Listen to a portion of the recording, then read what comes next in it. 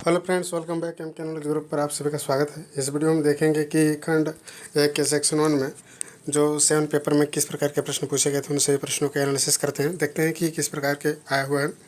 प्रक्रिया बताइए कि जब पुलिस अधिकारी वारंट के बिना गिरफ्तार करने के लिए अपने अधीनस्थ को प्रतिनियुक्त करता है।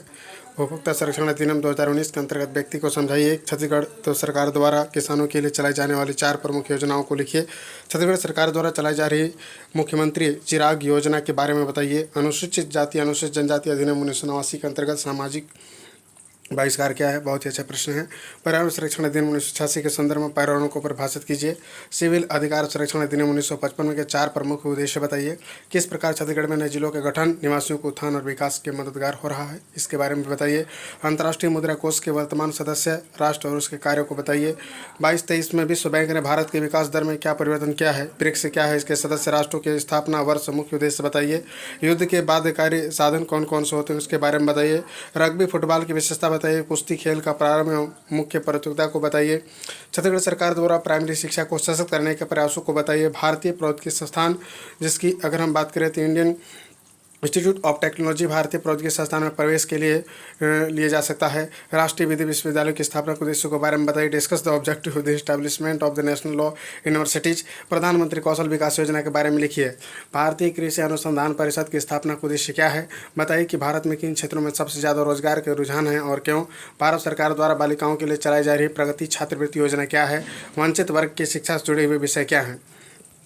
घरेलू हिंसा से महिलाओं का संरक्षण अधिनियम 2005 के अंतर्गत संरक्षण अधिकारियों के कर्तव्य व कृत्य लिखिए। छत्तीसगढ़ सरकार द्वारा चलाई जा रही आत्मानंद इंग्लिश मीडियम स्कूल योजना क्या है? भू राजस्व संहिता 1959 के अंतर्गत बकायादार की किन संपत्तियों की कुर्की एवं बिक्री नहीं हो सकती है? छत्तीसगढ़ भाड़ा नियंत्रक अधिनियम 2011 में उल्लिखित किराएदार को प्राप्त अधिकार बताइए। छत्तीसगढ़ निजी नियोजन अभिकरण अधिनियम 2013 के अंतर्गत निजी नियोजन अभिकरणों की कृत्य एवं दायित्व लिखिए। डेकाथलॉन एवं हेप्टाथलॉन में अंतर बताते हुए उनकी विवेचना कीजिए। संघाई सहयोग संगठन में भारत के लिए कौन कौन सी प्रमुख चुनौतियां हैं? ओलंपिक गान पर प्रकाश डालिए। भारत में मुक्त विश्वविद्यालय किस प्रकार के शिक्षा विस्तार में महत्वपूर्ण भूमिका निभा रहे हैं? राष्ट्रीय शिक्षा नीति 2020 के संदर्भ में राष्ट्रीय शैक्षणिक अनुसंधान और प्रशिक्षण परिषद के कार्य एवं महत्व को बताइए। केंद्रीय शैक्षणिक प्रौद्योगिकी संस्थान के बारे में बताइए। राष्ट्रीय अध्यापक शिक्षा परिषद का कृत्य क्या है? प्रस्तावित राष्ट्रीय उच्चतर शिक्षा अनुसंधान आयोग क्या है? भ्रष्टाचार निवारण अधिनियम 1988 के अंतर्गत लोक सेवक को परिभाषित कीजिए। सूचना प्रौद्योगिकी अधिनियम 2000 के अंतर्गत इलेक्ट्रॉनिक्स गवर्नेंस को बताइए। भारतीय संविधान के अंतर्गत प्रदत्त महिलाओं और बच्चों के अधिकारों पर प्रकाश डालिए। आगामी खेल प्रतियोगिता 2022 से 28 तक के आयोजन वर्ष एवं आयोजकों के देशों का विवरण दीजिए। आगामी खेल प्रतियोगिता में 2023 से 2028 तक खेल आयोजन वर्ष का आयोजन देशों का विवरण दीजिए। संयुक्त राष्ट्र में ई गवर्नेंस इंडेक्स में भारत की भूमिका पर प्रकाश डालिए। राष्ट्रीय मूल्यांकन एवं प्रत्यायन परिषद द्वारा उच्च शिक्षा की गुणवत्ता सुधारने के बारे में बताइए।